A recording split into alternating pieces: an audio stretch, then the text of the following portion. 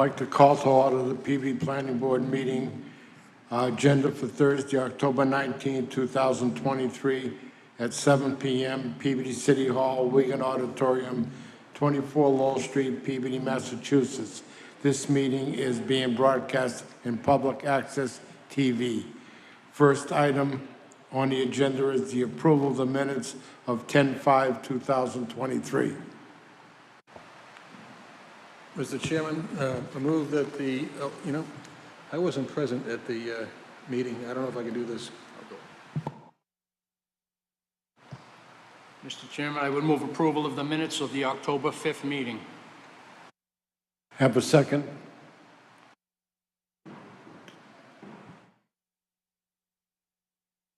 Gagnon, second. All those in favor? Unanimous. Sorry, if Attorney Arvanites was not here and Mr. Tanzali was also not here, we should move this to the next agenda. There's not enough people to vote on this. I rescind my previous motion and move to put this on the next agenda for action.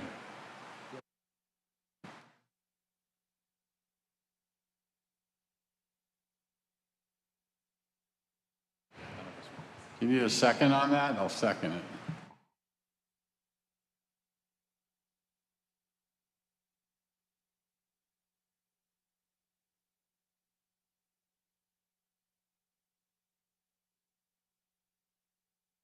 Next item on the agenda is a vote, yes. All in favor of moving those minutes to the next meeting? All those in favor of moving the minutes to the next meeting? Unanimous, thank you. Next item on the agenda is A&R Lane Court, 168 Lynn Street, Peabody, Mass. Mr. Chair, this afternoon I received a letter from Attorney Mears. It's in your application or in your packets as a late ad for the law office of James Mears.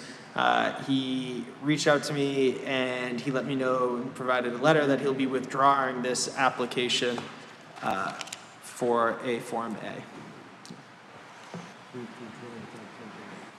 Mr. Chairman, I would move to receive a communication from Attorney James Mears, 9 Pasture Road, Beverly, in a matter of 168 Lynn Street, requesting to withdraw his application, move to receive communication, and grant said request for withdrawal.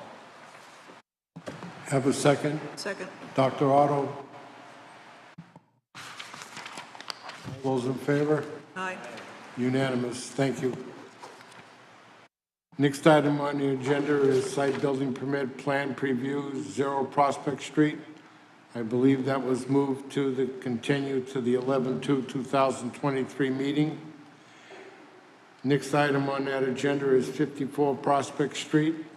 Mr. Chairman, just before Attorney Kelty gets here, we received on the 17th, which would be, if my math serves correct, Tuesday, a letter from Director of Engineering Robert Langley, a memo that is summarizing the current status of all of the site plans applications that are currently on the board's agenda. He has that for you, and it's an update of the current status of each one of those. So that was a late ad, so I don't know if the board, prior to Attorney Kelty wishing to update the board on his items, wants to accept that. Mr. Chairman, I would move at this time to receive a communication from Robert Langley, Director of Engineering, dated October 17th. And it is an update on progress with 210 Prospect, 47 Tremont, 5054 Prospect. And the same items are on the second page. And 28 Washington Street. So moved. Have a second? Second. Dr. Otto, second. All those in favor? Aye. With respect to your having received those, then you have everything that I would have tried to share with you, and I would respectfully ask that 54 Prospect, 47 Tremont, and 28 Washington be continued to the meeting of 11/2. So moved. Second. Aye.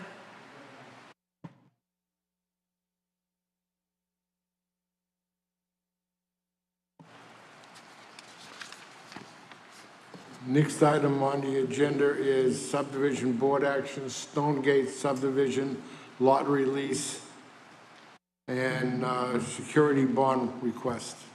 Mr. Chairman, just before the Stonegate presents their case here, I just wanted to provide the board that in that packets with also laid out this afternoon, we received a memo from the Director of Public Services, William Politz, in regards to this request for lots release. That memo is in front of you this evening, so if the board wishes to accept that memo, and it has recommendations upon a potential board vote for this project or request. Mr. Chairman, I would move to receive as a late ad a memo from Will Politz dated October 19th. It's in regards to lot releases for Stonegate subdivision. Move to receive. We'll get to that.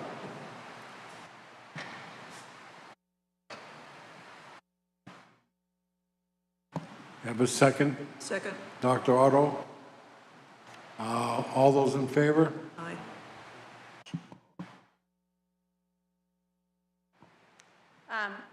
Good evening, Mr. Chairman and members of the board. My name is Deandra DiBiase, and I'm here on behalf of the Stonegate Subdivision and Peabody Living LLC. We are here in front of you guys to request lot releases for the Stonegate Subdivision. You also received in your package from us the proposed bond that the engineering department is reviewing, which is one of his conditions, as well as a letter from our engineer. Are there any specific questions regarding the subdivision or about Will's memo? Just to also explain to the board that since we received Will's memo, I did receive an email back from Peabody Living LLC in regards to this memo, and that there was a issue with the contingent condition number 3, in which Department of Engineering is requiring an as-built be provided showing the retaining walls along the rear of lot number 16 and number 17 to confirm they were built, including footings outside city's easement prior to the release of these individual lots.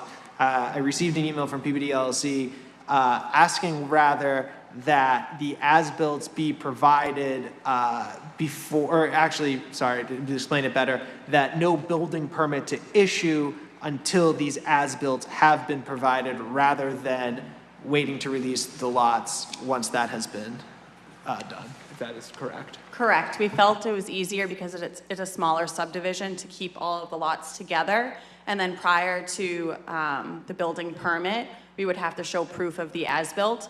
One of the walls, lot 16, is already completed.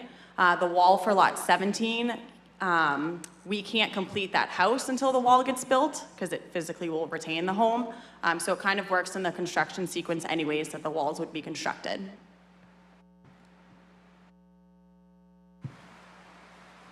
Mr. Chairman, in the matter of Stonegate and lot releases, I move a conditional release of all lots in Stonegate following conditions. The surety bond must be in place. The developer will comply with the 3 items laid out in a memo from Will Politz dated October 19th.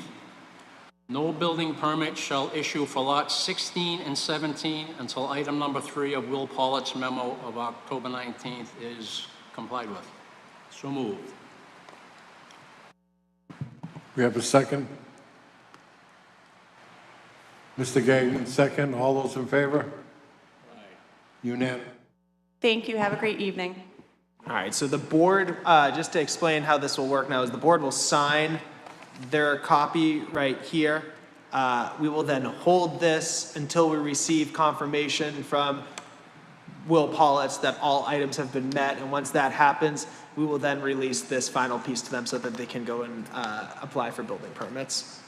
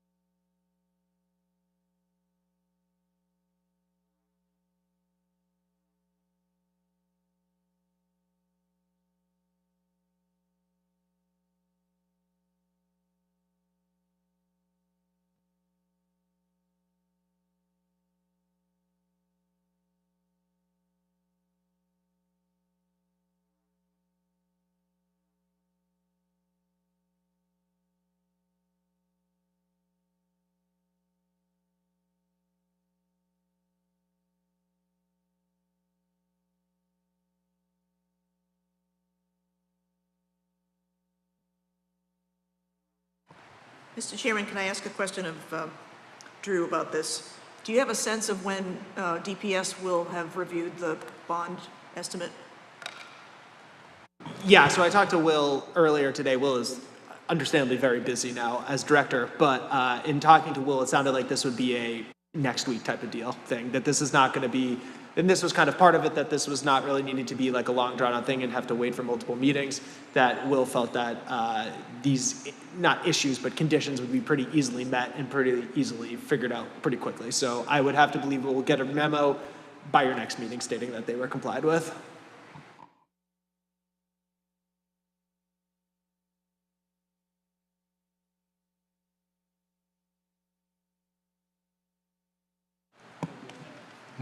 Next item on the agenda is regional notices. If anybody wants to review them, we had quite a few run-of-the-mill ZBA notices from Danvers and Middleton. Next item is city council, none. Other matters proper before the board. In the last meeting, we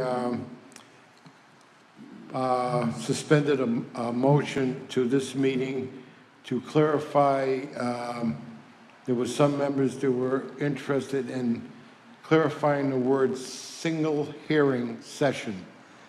Note can only be used for missing one single hearing session. Certification must be executed prior to the undersigned participation in a vote on that matter. Asked a letter to be sent to our city solicitor, but have not received an answer. We have any comments on this? I don't know if anybody has any questions, but the Mullen Rule arose from, it's a rule of disqualification, came out of the Mullen case in 1983, and essentially, a planning board member couldn't vote on a matter unless they attended all the meetings and reviewed all of the materials that were submitted. The legislature passed a statute that kind of overrides that decision, and it says if you miss one meeting and no more than one, you can still vote as long as you certify, and that's what this form is about, that you've reviewed all the evidence and you have reviewed either an audio or a video or a transcript of the hearing. And that should ensure, and that it also has to be accepted by the city or town. So someone's going to ask the city council to adopt that legislation. And then we can vote on matters if we miss one meeting, but comply with the requirements of the statute. The city council did authorize the two boards for the Mullen Rule. Planning board and which one? Conservation Commission. Oh, and a CBA. The only question I had on that is, from what I understand, and maybe I'm wrong, but if it's a continuation of a meeting and you missed a continuation, as long as the next meeting reviews what was done in a prior meeting, that person does not have to comply with the Mullen. That was given to me by my son's attorney, and so I'm still a little confused. Well, in our handouts, there's a reference to a case that essentially says that, that if the meeting you missed, I think it said essentially, if what I read was correct, is repeated or reiterated at a subsequent meeting, and it's like you didn't miss the meeting and you're not disqualified. But I would nevertheless review the transcript or the audio or the video and do the certification. Because otherwise, it's just an opportunity for appeal if somebody doesn't agree with you. And I agree with that. I don't want to eliminate that. So basically, the board tonight could vote to accept the Mullen Rule. If I may, Mr. Chairman, and this came up earlier, the verbiage used in this document says hearing, and now we're hearing meeting. A public hearing and a public meeting are two different things, so I think we still need a clarification on that.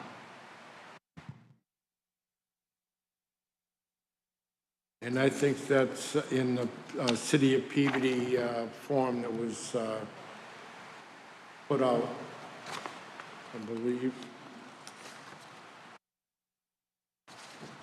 Yeah, this is the form that was put out by the City of Peabody. It says hearing. The statute refers to adjudicatory hearings as being the subject of the statute, and it's not clear from what I've read whether or not a meeting is the same as an adjudicatory hearing. Yeah.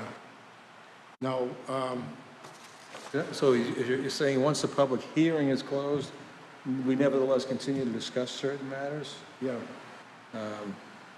That's a good question. and that's what I wanted to get clarified. Yeah, I'd have to, I would look at the legislation and see if I could find something that tells me what they mean when they say adjudicatory hearing.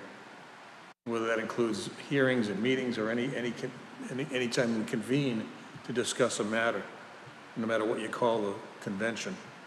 But I'd probably say the same thing with respect to those meetings as well, and that is, if you miss it, go back, and you can only miss one, no matter what it is, whether it's a hearing or a meeting.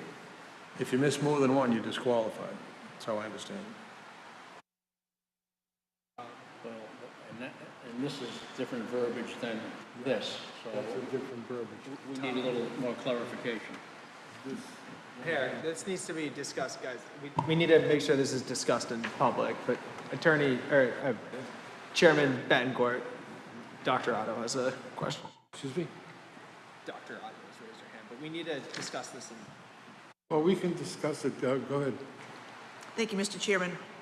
I think this becomes particularly difficult for the board if adjudicatory hearing would include any discussion on, for example, site plans, which we're making decisions on, but discussion of which goes on for meeting after meeting after meeting. And it's not reasonable, I don't think, to expect that if it goes on for 10 meetings, that a person only misses one meeting of the 10. So I think we really need clarification, as Peter says, on what adjudicatory hearing means here. And that was exactly my contention, is I was not clarified on hearing. But there was something that if the meeting, you miss a meeting, if it means that any meeting, if you miss a meeting and it's continued to the next session, you come in and the proponent reviews the information from the prior meeting that you missed, you're up to date on it. You don't have to. But that, again, is my interpretation. I really wanted to get it exactly what is meant by all the different words. Like we say hearing, it says adjudicatory. There's different classifications, whether or not it's just a meeting, a hearing, or are you judging something and you're doing a decision and you missed a decision, something of that nature. I just want to say, the Mullen case deals with subdivision approvals. So I don't know whether any issues relating to site plan approval would invoke anything that the Mullen case stood for. I believe it is just subdivision.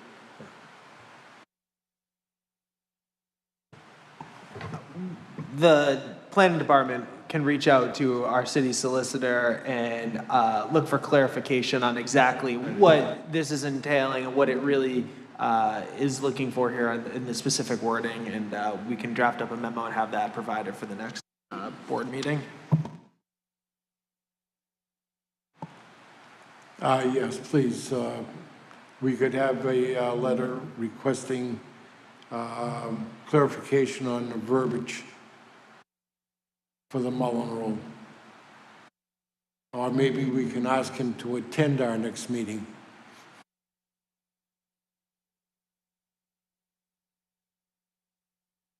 No further comments on the Mullen Rule. I'll accept the motion. Oh, just really quickly before, Mr. Chairman, we accept that motion. Board members, you have quite large packets in front of you. That is because we did receive a site plan filed for 8 Centennial, which is quite a large packet with quite a large amount of information in there. I would have to believe they are probably going to be on the first November board meeting. Mr. Chairman? Mr. Chairman, just a point of order. As a notary public, I have to ask the people who signed that document, you're doing it as you free act and D, you're doing it voluntarily, right? Freely. Correct? Thank you. Mr. Joseph Gagnon? Present. Dr. Judith Otto? To sign the roll call? He wanted a roll call vote on that you signed freely? Attorney Petey Overnightis? Mr. Matthew Gonzalez? Mr. John Ford? Yes. Mr. Thomas Betancourt?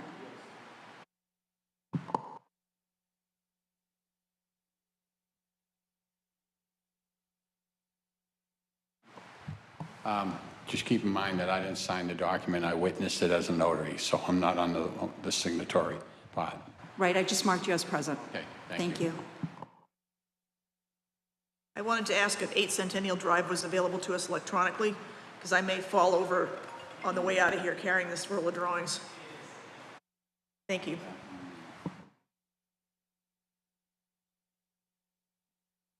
Any other matters before the board? Hearing none, I'll accept the motion. Motion to adjourn. We have a second? Second. All those in favor? Aye. Unanimous. Thank you.